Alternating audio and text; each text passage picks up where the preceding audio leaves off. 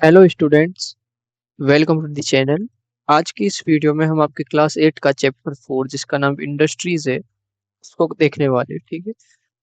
Industries का मतलब होता है फैक्ट्रीज या फिर कारखाने। अब यहाँ पे कुछ दे रखा है वो देखते हैं। Have you ever given a thought to the fact that the notebook you use writing has come to know after a long process of manufacturing? It started its life as a part of tree. It was cut down and transported to the pulp mill. इसमें क्या बता रखा है कि आपने कभी ध्यान दिया है क्या, आप जिस नोटबुक में लिखते हो कैसे बनती है, उसकी प्रोसेस क्या है मैन्युफैक्चरिंग की, वो आपने कभी ध्यान दिया है? वो सबसे पहले उसकी लाइफ स्टार्ट करती है एक पेड़ से। पेड़ को क्या करता है, ट्रांसपोर्ट करते हैं, एक पेड़ को कट करके उसको ट्रांसपोर्ट करते हैं पल्प मिल में, ठीक है। आगे देखते हैं। There the wood of the tree was processed and converted into wood pulp. The wood pulp was mixed with chemical and finally changed paper by machines. क्या होता है, वो कैसे बनता है, देखो देखा। पल्प मिल में जाने के बाद वो क्या करते हैं, प्रोसेस करते हैं, उसको वुड पल्प में कन्वर्ट करते हैं। जो छाल होती है पेड़ की उसमें कन्वर्ट करते हैं। जब wood pulp was mixed with chemical, उसके बाद उसको केमिकल में मिक्स करते हैं, उसके बाद मशीन से उसका पेपर बनता है। This paper found its way to the press where ink made from chemical was used to print lines on the pages. Pages were the bound in the ink was molded, packed and sent to the market for sale. It reached your hand. उसके बाद क्या होता है कि जब बन जाती है नॉर्मल, उसके बाद इसको एक प्रिंटर के अंदर डाला जाता है जहाँ पे इंक भरते ही जो भी केमिकल से बनी हुई होती है, उसके ऊपर फिर लाइन बनती है, उसके बाद मार्केट में सेल होती है नोटबुक्स। उसके बाद आपके हाथ में आ जाती है, ठीक है, लिखने के लिए, यूज करने के लिए। अब हम देखेंगे सेकेंडरी एक्टिविटी और मैन्युफैक्चरिंग। सेकेंडरी एक्टिविटी और मैन्युफैक्चरिंग क्या होता है, देखेंगे। Manufacturing change raw material product of more value to people. As you have seen, pulp was sent into paper and paper into a notebook. These represent the two stages of the manufacturing process. Second manufacturing क्या होती है कि कोई raw material को, जो कच्चा माल होता है, उसको कोई अलग प्रोडक्ट में चेंज करना और उसको और लोगों को बेचना, जिससे क्या होता है, उसकी वैल्यू बढ़ जाती है रॉ मटेरियल की। जैसे कि आपने देखा कि एक पेपर बनाने के लिए उसको हमने दो प्रोसेस से गुजारा था। जैसे एक पल्प बनाया, उसको पहले पल्प से पेपर बनाया तो उसके अंदर क्या होती है, और वैल्यू एड हो जाती है और महंगा हो जाता है वो। इसी चीज को क्या कहते हैं, मैन्युफैक्चरिंग कहते हैं। The paper was made from pulp and cloth made from cotton have had value added to them at each stage of the manufacturing process. अब क्या होता है कि पेपर जो होता है वो पल्प से बनता है और कपड़े जो होते हैं कॉटन से बनते हैं। हर मैन्युफैक्चरिंग स्टेज से कुछ ना कुछ बनते जाता है, इसके अंदर क्या होती है, उसकी कीमत बढ़ती जाती है। In this way, finished product is has more value and utility than the raw material that is made. कि अब इसमें क्या होता है कि कोई भी इसका फिनिश प्रोडक्ट होता है, उसके अंदर ज्यादा कीमत का होता है, ज्यादा कीमत का होता है ना कि रॉ मटेरियल। रॉ मटेरियल से आप कुछ बना रहे हो तो रॉ मटेरियल सस्ता होता है, रॉ मटेरियल से कुछ बनाने के बाद वो प्रोडक्ट की वैल्यू ज्यादा होती है। अब हम देखते हैं इंडस्ट्रीज। इंडस्ट्रीज किसको कहते हैं? Industries refer to economic activity that is consistent with production of goods, goods, extraction of minerals, service. District of activity, कोई भी बिजनेस का प्रोडक्शन हो रहा हो या कोई वेंडर का एक्सट्रैक्शन हो रहा हो या कोई भी सर्विस हो रही है, उसको क्या कहते हैं, इंडस्ट्री कहते हैं। दिस भी in your iron and steel industries, production of mills, mining industry, extraction of coal, tourism industry, service provide. हमने देखा है जिस स्टील इंडस्ट्री होती है वो प्रोडक्शन करती है, कोयला में संवर्धन बनाती है। कोल माइनिंग होती है, वो कोल का एक्सट्रैक्शन करके कोल बनाती है। टूरिज्म इंडस्ट्री क्या करती है, सर्विस प्रोवाइड करती है, लोगों को घुमाती है। अब इंडस्ट्रीज की क्लासिफिकेशन देखते हैं कि इंडस्ट्रीज के तीन प्रकार होते हैं। Industries can be classified on the basis of raw material size and ownership. Industries को तीन बेस में अपन कैटेगराइज करते हैं, रॉ मटेरियल के बेस में, साइज के बेस में या फिर ओनरशिप के बेस में।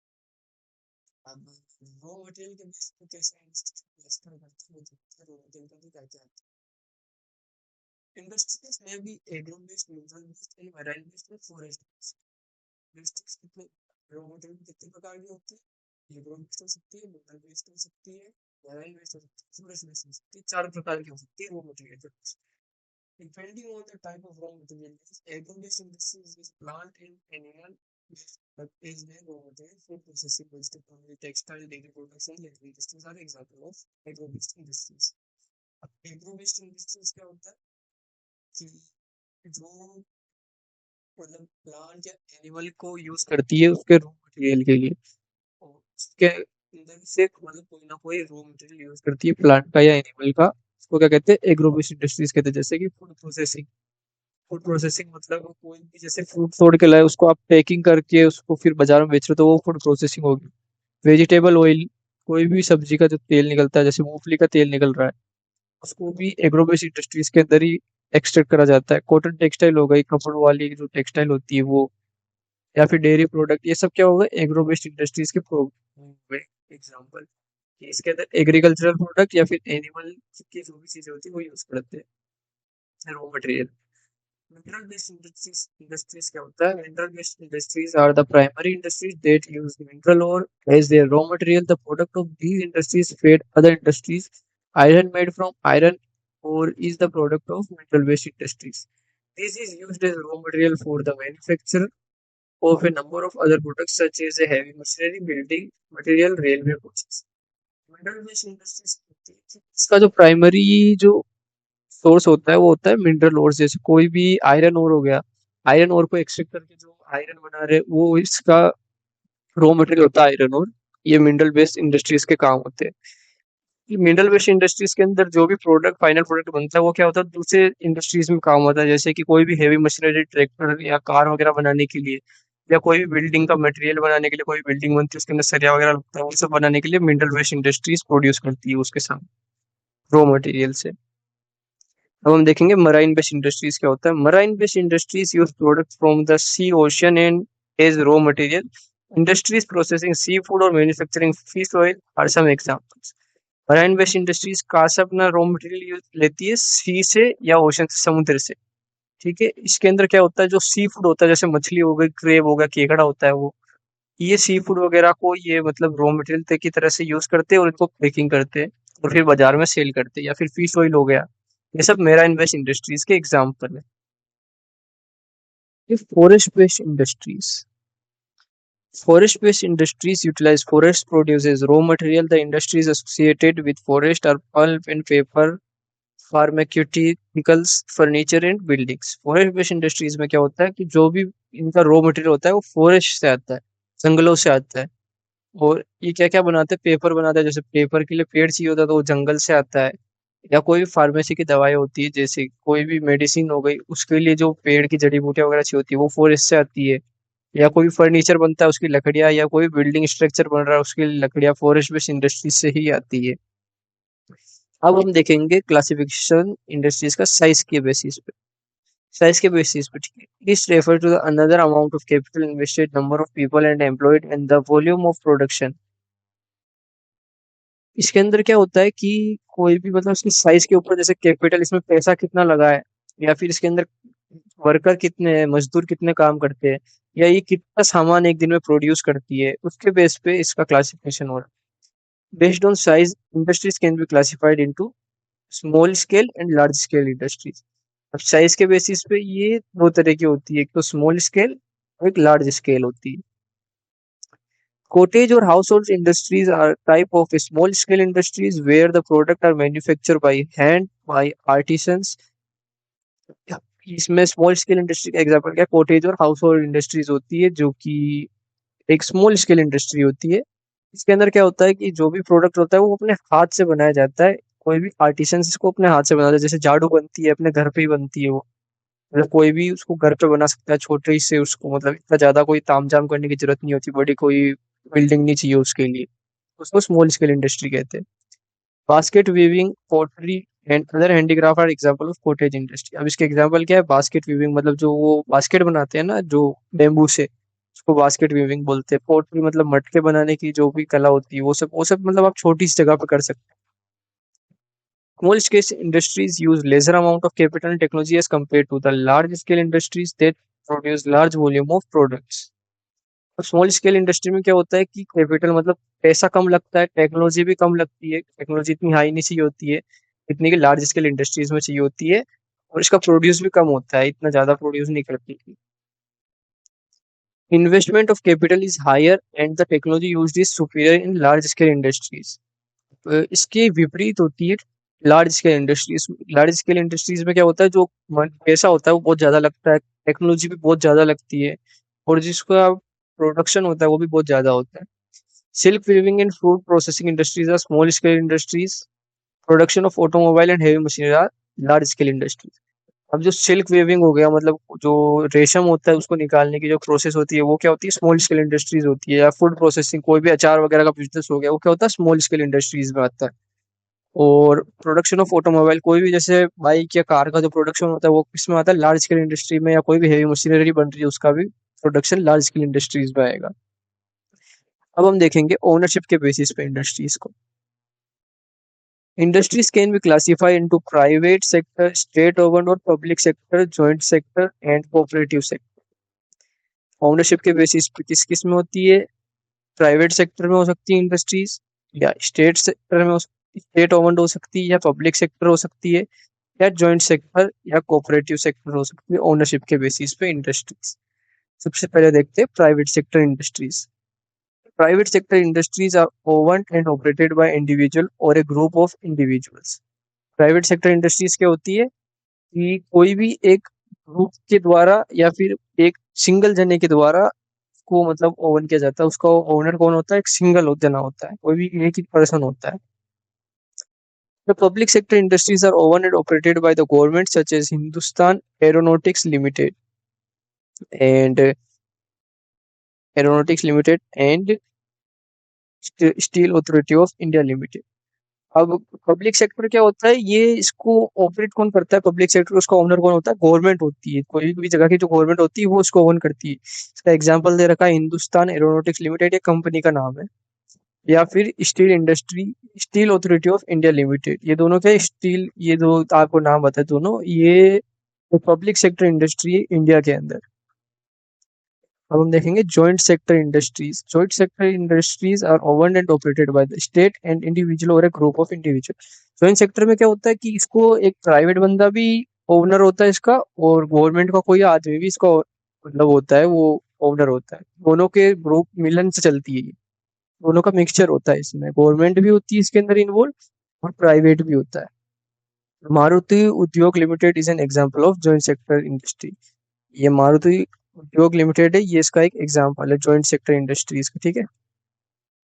अब देखेंगे cooperative sector industries. Cooperative sector industries are owned and operated by the product producer और supplier of raw material, workers और बोथ। कोऑपरेटिव उसमें क्या होता है सेक्टर में इंडस्ट्रीज के, कि इसको कौन ओन करता है, प्रोड्यूसर जो होता है जो बनाता है कोई भी सामान, या फिर रॉ मटेरियल देता है, या सप्लायर होता है, उन सब की जो और मिलन से जो कोई सेक्टर बनता है उसको क्या कहते हैं, कोऑपरेटिव सेक्टर इंडस्ट्रीज कहते हैं। के अंदर सप्लायर्स भी होते हैं, रॉ मटेरियल जो प्रोवाइड कर रहा है वो भी होता है, वर्कर्स भी होते हैं और प्रोड्यूसर्स भी होते हैं, सब इसके ओनर होते हैं। Anand milk union limited and Sudha dairy are a success stories of cooperative venture. ये दोनों इसके एग्जांपल है कोऑपरेटिव सेक्टर इंडस्ट्रीज के।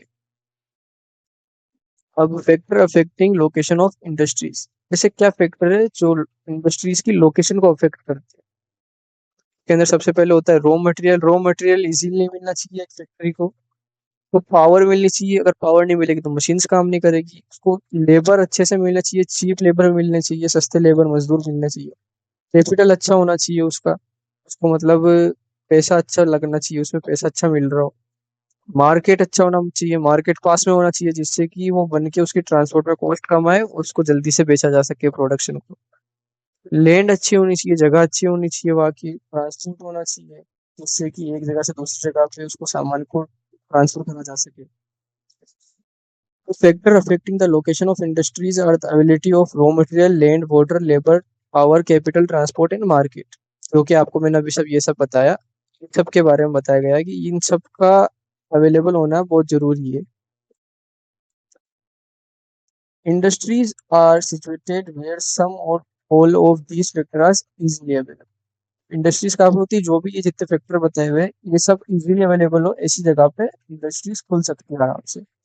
Sometimes the government provides incentives like subsidized powers, lower transport costs, and other infrastructure so that industries may be located in backward areas। बहुत बार क्या होता है कि जो गवर्नमेंट होती है वो पावर सप्लाई इजीली प्रोवाइड करवाती है, ट्रांसपोर्ट कॉस्ट कम रखती है, टैक्स कम कर देती है, इंफ्रास्ट्रक्चर प्रोवाइड करती है, जिससे क्या होता है जो बैकवर्ड एरिया होता है मतलब पिछड़े हुए जो एरिया होते हैं जहाँ पे इंडस्ट्रीज नहीं खोल पा रहे लोग वहाँ, या फिर उनको रोजगार नहीं मिल रहा, ऐसी जगहों पे भी इंडस्ट्रीज खुल सके। Industrialization often leads to the development and growth of the town and cities. Industrialization जहाँ पे इंडस्ट्रीज खुलती है वहाँ पे क्या होता है, डेवलपमेंट होता ही होता है कोई सिटी में।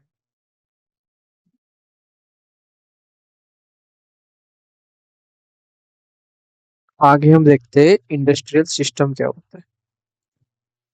An industrial system consist of input process and output. Industrial system क्या होता है कि कोई भी जो सिस्टम होता है, इनपुट का मतलब कोई भी रॉ मटेरियल का डालने का, उसके बाद उसकी जो प्रोसेस होती है कि उसको कैसे बना रहे हैं, उसके बाद जो उसका जो रिजल्ट निकलता है, आउटपुट निकलता है, उसको क्या कहते हैं, इंडस्ट्रियल सिस्टम कहती है। तीनों चीजें मिला के एक इंडस्ट्रियल सिस्टम बनाती है, इनपुट प्रोसेस और output. The inputs are the raw material, labour and cost of land, transport, power and infrastructure. Input में क्या क्या हो सकता है कि कोई भी जो जमीन की जो कीमत है वो हो सकती है, लेबर हो सकती है, ट्रांसपोर्ट हो सकता है, रॉ मटेरियल क्या डाल रहे हैं उसके अंदर वो है, पावर कितनी चाहिए उसको वो, कोई जो भी अंदर अदर इंफ्रास्ट्रक्चर होगा, कोई बिल्डिंग्स वगैरह, कोई भी मशीनरी, वो सब क्या हो गया, अदर इंफ्रास्ट्रक्चर। उसको क्या कहते हैं, इनपुट की, उसके अंदर अपन क्या डाल रहे हैं। The processes include a wide range of activities that convert raw material to finished product. Process क्या होती है कि कोई भी रॉ मटेरियल को एक फिनिश प्रोडक्ट को बना रहे हैं। जैसे अपन ऊपर देखा था ना कि एक पेड़ को पेपर में बना दिया, तो उसको क्या कहते हैं, प्रोसेस कहते हैं। The output are the end of product and the income earned from it. Output क्या होता है कि जो उससे चीज बन गई, जैसे पेपर बन गया, उसके बाद उसको बेच रहे, उसके बाद उससे क्या इनकम मिल रही है, वो उसको क्या कहते हैं, आउटपुट कहते हैं। In case of the textile industry the input में भी cotton, human labour, factory, transport cost, और the process include ginning, spinning, weaving, dyeing and printing. Outfit is the shirt you wear. अब टेक्सटाइल इंडस्ट्रीज में क्या हो सकता है, input तो क्या होगा, कॉटन होगा और कपास हो जाएगा। उसके बाद जो मजदूर होंगे वो, फैक्ट्री, और ट्रांसपोर्ट कॉस्ट मतलब एक जगह से दूसरी जगह ले जाने की जो कीमत होगी वो। उसके बाद प्रोसेस में क्या क्या आ जाएगा, गेनिंग आ जाएगा, spinning, weaving, dyeing and printing. मतलब उसको जो कपड़ा बनाने की जो प्रोसेस होती है उसमें ये सारे प्रोसेस आएंगे। उसके बाद जो आउटपुट होगा वो क्या होगा, जो आपने शर्ट पहनी हुई होगी वो क्या होगा, आपका आउटपुट होगा, है ना। क्योंकि अपन ने टेक्सटाइल इंडस्ट्रीज की बात करें, कपड़ों की इंडस्ट्रीज की, तो उसमें ये सब प्रोसेस होके आपको शर्ट मिलता है। इंडस्ट्रियल रीजन कौन कौन से हो सकते हैं वो पढ़ेंगे। Industrial region emerge when a number of industries locate close to each other and share the benefits of their closeness. अब इंडस्ट्रियल रीजन इमर्ज मतलब इंडस्ट्रियल रीजन अगर पास पास में होंगे तो वो क्या करते हैं, अपने एक दूसरे को बेनिफिट दे सकते हैं। जैसे अगर की इंडस्ट्रीज पास में होगी तो पेपर वालों को इजीली उसको पल्प मिल जाएगा, तो पेपर इजीली बनेगा। तो इसलिए अगर पास पास में इंडस्ट्रीज होगी तो एक दूसरे को फायदा कर सकती है, ट्रांसपोर्ट की कॉस्ट बचती। Major industrial region of the world are eastern Europe America, western and central Europe, eastern Europe and central eastern Asia. Major industrial regions tend to be located in the temperate areas near seaport and especially near coal fields. अब इसमें ये जो regions बता रखे हैं वो सब industrial areas है, मेजर इंडस्ट्रियल एरिया है, बहुत ज्यादा इंडस्ट्रीज है। और ज्यादातर इंडस्ट्रीज कहाँ पे होती है, जहाँ पे मतलब टेम्परेट एरिया होता है, जैसे सी पोर्ट हो गया, जहाँ से कि मतलब जैसे सी पोर्ट क्या होता है, कोई भी जो ऐसे मतलब समुद्र के पास का जो टच होता है उसके पास इंडस्ट्रीज लगती है ज्यादातर, क्योंकि वहां से ट्रांसपोर्ट इजीली हो जाता है। ये वहाँ पे इंडस्ट्री सच हो जाता है। ये आपको ब्लैक ब्लैक एरियाज दिख रहे हैं ना, वहाँ पे इंडस्ट्रीज बहुत ज्यादा है, इसलिए यहाँ पे ब्लैक ब्लैक उसको हाइड कर रखा, हाईलाइट कर रखा है। India has several industries region like Mumbai Pune cluster, Bangalore Tamil Nadu region, Hooghly region, Ahmedabad Baroda region, Chota Nagpur industries belt, Visakhapatnam Guntur belt, Gurgaon Delhi Meerut region in Kollam Thiruvananthapuram industrial cluster. ये सब आपको क्या है, इंडस्ट्रीज का एग्जांपल दे रखा है कि इंडिया में इंडस्ट्रीज कहाँ कहाँ पे है, तो ये आप एक बार पढ़ लेना। ये इंडस्ट्रियल डिजास्टर है, इसको आप पढ़ना चाहो तो पढ़ सकते हो। Distribution of major industries. अब इंडस्ट्रीज का डिस्ट्रीब्यूशन कैसे है, वो डिस्ट्रीब्यूशन कहाँ कहाँ पे कैसे कैसे वो सब देखते हैं। World major industries are the iron steel industries, textile industries and the information technology industries. अब इस दुनिया में क्या सबसे ज्यादा इंडस्ट्रीज किसकी है, स्टील इंडस्ट्री है। जैसे कि वही बर्तन वगैरह बन रहे हैं या कोई स्टील का काम हो रहा है, वो स्टील इंडस्ट्री हो गई। टेक्सटाइल जो कपड़ों की इंडस्ट्रीज होती है वो, या इंफॉर्मेशन टेक्नोलॉजी इंडस्ट्री जो इन्फॉर्मेशन देती है अपन को कोई भी चीज की, वो इंडस्ट्रीज इस वर्ल्ड में सबसे ज्यादा। The iron steel textile industry are the older industries, while information technologies emerging industry. Iron और स्टील इंडस्ट्री तो क्या है, बहुत पुरानी इंडस्ट्री है, मतलब बहुत बहुत टाइम से चल रही है वो। लेकिन जो टेक्नोलॉजी इंफॉर्मेशन वाली जो इंडस्ट्री है वो अभी नई नई आई है और अभी सेटअप हो रही है। The countries in which iron and steel industry is located are generally USA, China, Germany, Japan and Russia.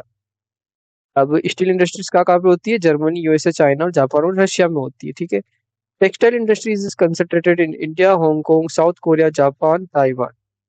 The major hub of information technology are Silicon Valley of Central California and the Bangalore region of India. Textile industries कहाँ पे होती है?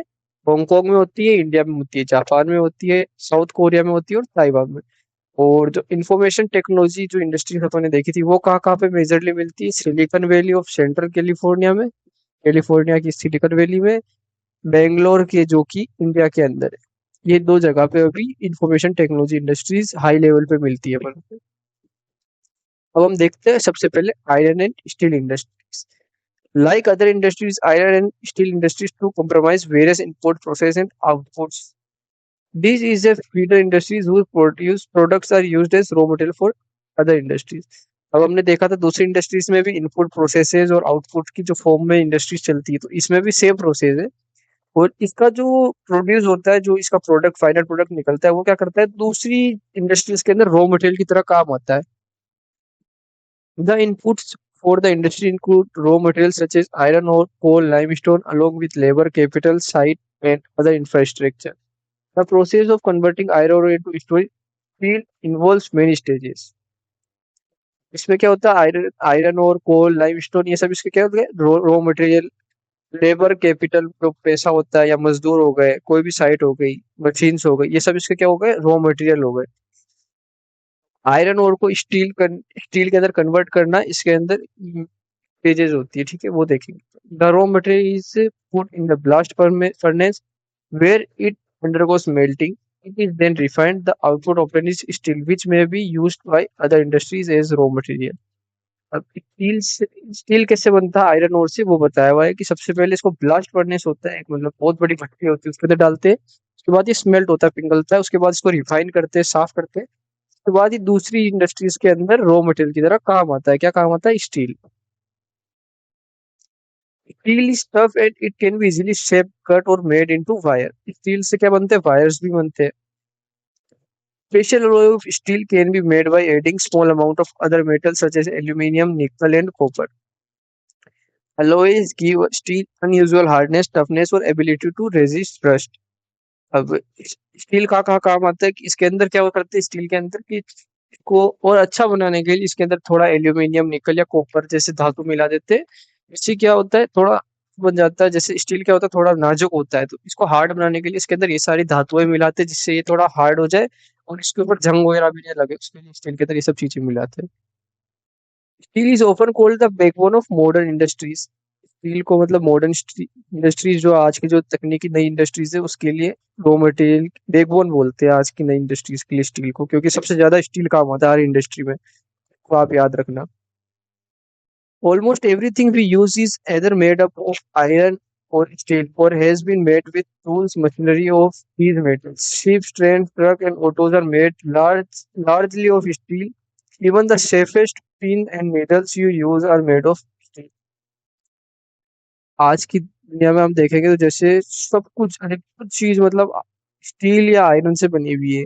जैसे आप जहाज देख लो, ship देख लो, train देख लो, बस देख लो, कोई भी ऑटो रिक्शा देख लो, सब चीज स्टील या आयरन से बनी हुई है। आप पिन यूज करते हो घर में, तो ये यूज करते हो, वो भी क्या होती है, स्टील से बनी हुई होती है। तो स्टील एक बहुत इंपॉर्टेंट मटेरियल है हमारे लिए। Oil wells are drilled with steel machineries. Steel pipeline transport oil. Mineral are mined with steel equipments. Farms machine are mostly steel. Large buildings have steel framework. अब इसमें और यूज बताया है कि ऑयल जो होता है उसको निकालने के लिए हम ड्रिलिंग करते हैं, वो भी क्या करते हैं, स्टील मशीनरी से करते हैं, स्टील के टूल से करते हैं। पाइपलाइन जो होती है वो भी स्टील की बनी हुई होती है ऑयल को ट्रांसपोर्ट करने के लिए। मिनरल जो हम माइन करते हैं, कोई भी जैसे कोल हो गया, आयरन हो गया, उसको माइन करते हैं, माइनिंग करते हैं, तो उसमें भी स्टील की इक्विपमेंट यूज होते हैं। फार्म के अंदर भी सारी मशीनें, अधिकतर मशीनें स्टील की बनी होती है, तो स्टील हमारे लिए बहुत इंपॉर्टेंट है। Before 1880, iron and steel industries was located where raw material, power supply and running water were easily available. 1800 AD के पहले क्या होता था, स्टील और आयरन इंडस्ट्रीज होती थी, ऐसी जगह पे लोकेट करी जाती थी जहाँ पे मतलब रॉ मटेरियल इजीली अवेलेबल हो जाए, पावर सप्लाई बराबर हो और पानी का फ्लो चलता रहता हो। ठीक है। अब later the idea later the ideal location for the industry was near coalfield and close to the canals and railways. After 1950, iron and steel industries began to locate on the large area of flat land near seaports. This is because by this time, steel work has become very large and iron ore had to be imported from overseas. 1800 AD के पहले क्या होता था कि जो भी मतलब raw material वगैरह ये सब होते थे, वो जहाँ पे सबसे ज्यादा अवेलेबल होते थे, वहां पे मतलब ये लोग बनाते थे उसको, स्टील इंडस्ट्रीज को। इसमें देख भी सकते हो आप, जैसे पानी की सप्लाई है यहाँ पे, या फिर रॉ मटेरियल इजीली होगा पहाड़ से, मतलब उनको सब चीजें मिल जाएगी, इसलिए यहाँ पे बनाते थे ये स्टील इंडस्ट्रीज को। इसके बाद क्या हुआ, 1950s के आफ्टर 1950s आयरन और स्टील इंडस्ट्रीज कहाँ पे बनी? बाद ये जो जो भी इंडस्ट्रियल का शिफ्ट था वो क्या हुआ, पोर्ट्स के पास होने लग गया। इसमें बता रखा है ना, पोर्ट्स के पास होने लग गया, जिससे कि उसका ट्रांसपोर्ट वगैरह इजी हो और फ्लैट सरफेस पे होने लग गया, जहाँ पे बड़ी बड़ी लैंड्स होती थी ना, वहां पे इनका सेटअप होने लग गया था। In India, iron and steel industries have developed, taking advantage of raw material, cheap labor, transport, and market. All the important steel producing centers as Bhilai, Durgapur, Baranpur, Jamshedpur, Rourkela, Bokaro are situated in region that spreads over four states: West Bengal, Jharkhand, Odisha, Chhattisgarh, Bhadravati, and Vijayanagar in Karnataka, Visakhapatnam in Andhra Pradesh, Salem in Tamil Nadu are important steel industries utilizing local resources. India में क्या है कि raw material भी easily मिलता है, cheap labour, सस्ती जो मजदूर होती है वो मिल जाती है, ट्रांसपोर्ट भी अच्छा है और मार्केट भी उसको इजीली मिल जाता है। उस वजह से क्या है, इंडिया के अंदर स्टील और आयरन इंडस्ट्रीज बहुत ज्यादा फेमस है और अच्छे से चलती है। बाकी ये सब आपको यहाँ पे इंडिया के अंदर जो मेजर आयरन स्टील इंडस्ट्रीज है उसके नाम दे रखे हैं, वो आप पढ़ लेना एक बार। अब हम पढ़ते हैं एक जमशेदपुर के बारे में। जमशेदपुर एक मतलब सबसे फर्स्ट इंडिया का आयरन स्टील इंडस्ट्रीज का centre. Before 1947 there was only one iron and steel plant in the country, Tata Iron Steel Company Limited इसको। 1947 से पहले क्या था, सिर्फ ओनली एक ही प्लांट था स्टील इंडस्ट्रीज का पूरे देश के अंदर, पूरे इंडिया के अंदर, जो कि टाटा का था, Tata steel and Tata iron and steel company limited. It was privately owned. After independence, the government took initiative and set up several iron and steel plants. ये सिर्फ एक ही था, उसके इंडिपेंडेंस के बाद गवर्नमेंट ने और बनाए, मतलब और इसके ऊपर ध्यान दिया कि आयरन और स्टील प्लांट कितने इंपॉर्टेंट, और उसको इनिशिएट करके और ज्यादा आयरन और स्टील प्लांट बनाए। लेकिन 1947 से पहले, आजादी के पहले, ये सिर्फ एक ही था। इसको स्टार्टेड इन 1966 एक section near the confluence of the river Subarnarekha and Kharkai in Jharkhand. अब ये टिस्को के बारे में बताया कि वो कहाँ कब बनी थी, कहाँ थी, मतलब जमशेदपुर से नाम इसका पहले ये सांची था, है ना।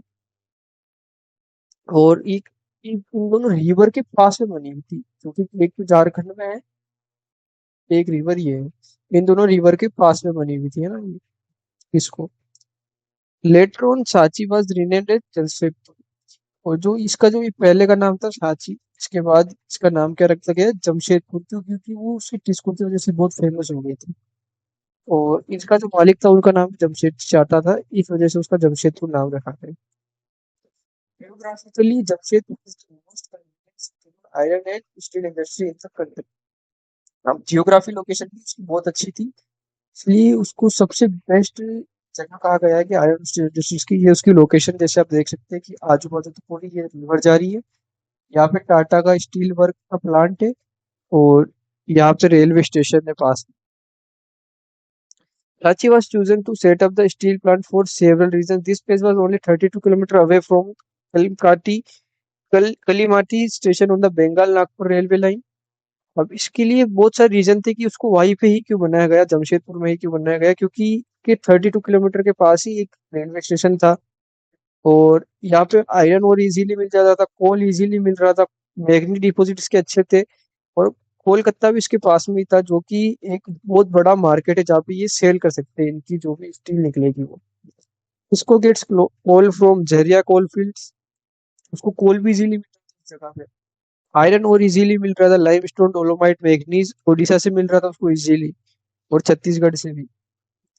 Rakharkai and Subrnrekha river ensured sufficient water supply। ये दोनों नदियां भी वहां पे थी, जिससे उनको पानी भी अच्छा मिल रहा था, जितना उनको पानी चाहिए उतना पानी भी मिल रहा था। Government initiatives provide educate capital for इस डेवलपमेंट, और गवर्नमेंट भी उनको अच्छा सपोर्ट कर रही थी। इन Jamshedpur several other industries plants were set up after TISCO। They produce chemical, locomotive parts, agriculture equipment, machinery, tin plate, cable and wire। Jamshedpur के बाद क्या हुआ कि वहां पे बहुत सारी जमशेदपुर को अंदर जो स्टील और आयरन इंडस्ट्री थी, उसके साथ साथ उसके बाद बहुत सारी केमिकल इंडस्ट्रीज या फिर कोई लोकोमोटिव के पार्ट्स, जैसे ट्रेन के पार्ट्स होते हैं वो वाली इंडस्ट्रीज, एग्रीकल्चर के जो खेती बाड़ी के जो इक्विपमेंट होते हैं, ऐसे बहुत सारी इंडस्ट्रीज यहाँ पे खुल गई जमशेदपुर के अंदर। The development of the iron and steel industries open the doors to rapid industrial development in the India. Almost all sector of Indian industries depend heavily on the iron and steel industries for their basic infrastructure. अब क्या हुआ कि steel और iron industries बनी थी जमशेदपुर में, उसके बाद क्या हुआ इंडिया के अंदर बहुत ज्यादा रैपिड इंडस्ट्रियल डेवलपमेंट होने लगा, इंडस्ट्रीज बहुत सारी बनने लगी उसके बाद, जो कि ये अच्छी तरफ अच्छी राह थी कि हमारा इंडिया का डेवलपमेंट हो रहा था इंडस्ट्रीज के। जैसे इंडस्ट्रीज एक डेवलपमेंट का सोर्स भी है, बहुत ज्यादा डेवलपमेंट होता है इंडस्ट्रीज के। The Indian iron and steel industries consist of large integrated steel plant as well as mini steel mills. It also secondary producer rolling mills and ancillary industries. India में क्या है, स्मॉल इंडस्ट्रीज भी है steel and iron की, और बड़ी industries भी और मिल्स भी है, ठीक है। बहुत सारी मतलब इंडस्ट्रीज है इंडिया के अंदर अब इस टाइम पे। अब हम पढ़ेंगे पिट्सबर्ग के बारे में। ये चीज है important steel city of United states of America. ये पिट्सबर्ग क्या है, सिटी है यूनाइटेड स्टेट्स में, मतलब अमेरिका के अंदर एक सिटी है पिट्सबर्ग, जो कि एक steel city, steel and iron city है। The steel industry is Pittsburgh enjoy location advantage. Some of the raw materials such as coal availability locally, while the iron ore comes from the iron mines at Minnesota, about 1500 kilometers from the Pittsburgh. Between these mines and Pittsburgh is one of the world's best route for shipping ore cheaply, the famous Great Lakes Waterway। अब ये क्या, Pittsburgh एक America की city है, जो कि steel city बोलती है इसको। इसको आप क्या है कि ये मतलब इसकी लोकेशन बहुत अच्छी है, इसके लोकेशन बहुत सारे, जैसे इसको कोल इजीली मिल जाता है, उसके पास मिल जाता है, जहाँ पे ये उसके पास में कोल निकलता है तो वहां से कोल मिल रहा है।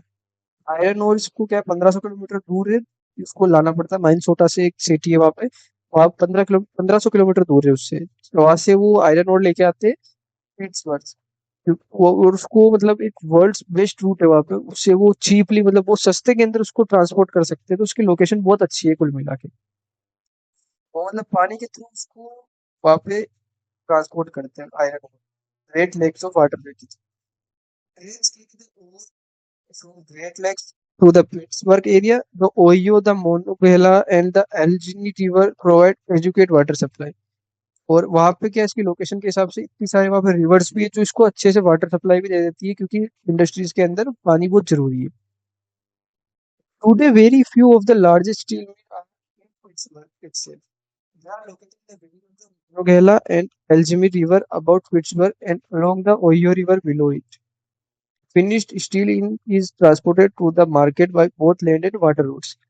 अब आज के टाइम पे क्या है कि उसके आजू बाजू भी बहुत सारी इंडस्ट्रीज है, क्यों, क्योंकि रिवर के पास इंडस्ट्रीज लगाना हर कोई पसंद करता है, क्योंकि इंडस्ट्रीज के अंदर पानी की सप्लाई बहुत ज्यादा चाहिए होती है, और वहां पर आपने पढ़ा कि दो रिवर थी, तो रिवर की वजह से वहाँ पे बहुत सारी इंडस्ट्रीज सेटअप हो गई, और जो भी इनका जो प्रोड्यूस निकलता था इंडस्ट्रीज का, वो इसको वाटर के थ्रू और लैंड के थ्रू, दोनों के थ्रू मार्केट में पहुंचाते थे। Pittsburgh area other than steel mills. और पिट्सबर्ग एरिया में क्या है, स्टील मिल के अलावा भी बहुत सारी फैक्ट्रीज थी, बहुत ज्यादा, जैसे अपने अपने पढ़ा था ना टिस्को के आजू बाजू जमशेदपुर के अंदर भी बहुत सारी इंडस्ट्रीज थी, वैसे यहाँ पे भी बहुत सारी इंडस्ट्रीज थी Pittsburgh. These use steel as their raw material to make many different products such as railroad equipment, heavy machinery and rails। Same चीजें जमशेदपुर वाली की यहाँ पे भी मतलब अलग अलग तरह की इंडस्ट्रीज थी, जो रॉ मटेरियल यूज करती थी और अलग अलग तरह के प्रोडक्ट्स बनाती थी। और इसी के साथ आपका चैप्टर खत्म होता है। अगर आपको कोई भी डाउट हो, किसी भी तरह का डाउट हो, या आपको लगता है मैंने कहीं पे मिस्टेक करी है, तो आप कमेंट सेक्शन में फ्रीली क्वेश्चन पूछ सकते हैं या मेरी मिस्टेक को बता सकते हैं। थैंक यू, मिलते हैं अगले चैप्टर में।